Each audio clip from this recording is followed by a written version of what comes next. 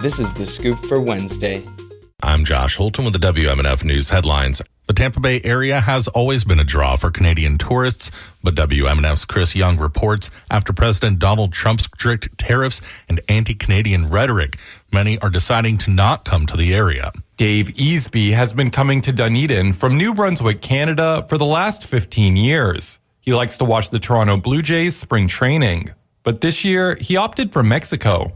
This year we had plans to come, and basically when the president declared he was going to destroy our economy until we became the 51st state, we just made the decision that we couldn't justify spending our money down there. And he's not alone. Travel data company OAG shows that passenger bookings on Canada to U.S. routes are down by 70% compared to the same period last year.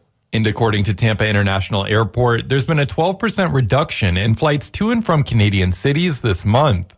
Dr. Michael Snipes is an instructor of economics at the University of South Florida. So even if I'm not directly, linked to the tourism industry, it's really kind of so big and so integral to our economy around here that any change is going to have, bigger knock-on effects for the rest of the area.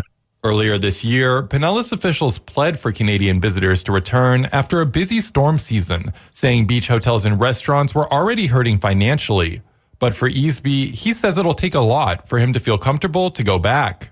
We love Americans. We love the country. I'd love to be back there, but just not in this political climate.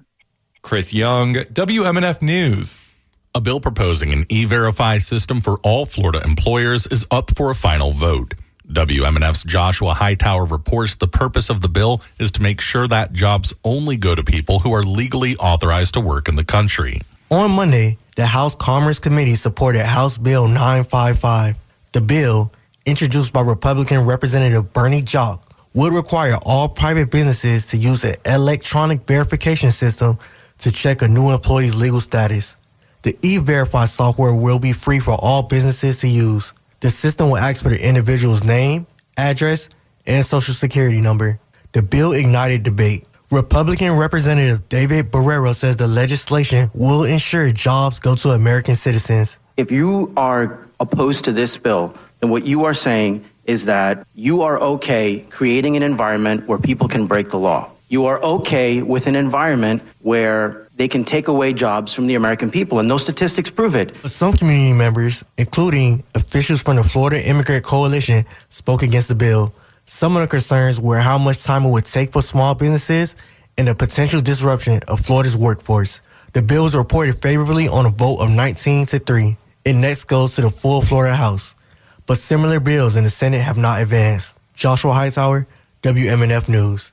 Backers of a renewed effort to pass a constitutional amendment to allow recreational use of marijuana have topped 150,000 valid petition signatures submitted to the state. The Smart and Safe Florida Committee totaled 150,805 signatures that were considered valid as of yesterday afternoon, according to the State Division of Elections website. The committee would need to submit 880,062 valid signatures to get on the November 2026 ballot. The committee also spearheaded an effort to pass a recreational pot amendment in 2024, but fell short of the required 60% voter approval. A wide-ranging agriculture bill would prohibit local governments from adding fluoride to water supplies and is ready for a full Senate vote. The measure, approved along party lines by the Republican-controlled Senate Fiscal Policy Committee yesterday, in part revises the definition of water quality additive. The bills came amid debates in communities throughout Florida about whether to continue the long-standing practice of adding fluoride to drinking water to help with dental health. Jackson Oberlink, legislative director for Florida for All, maintained that adding fluoride to water has been one of the nation's most successful public health initiatives, adding, quote, "Our cavities, the new culture war, is water too woke," unquote.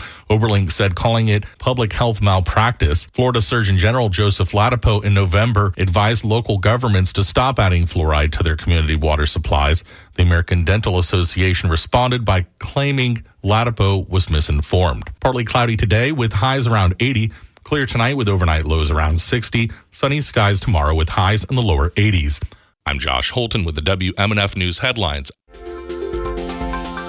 This is The Scoop, recorded at WMNF Tampa.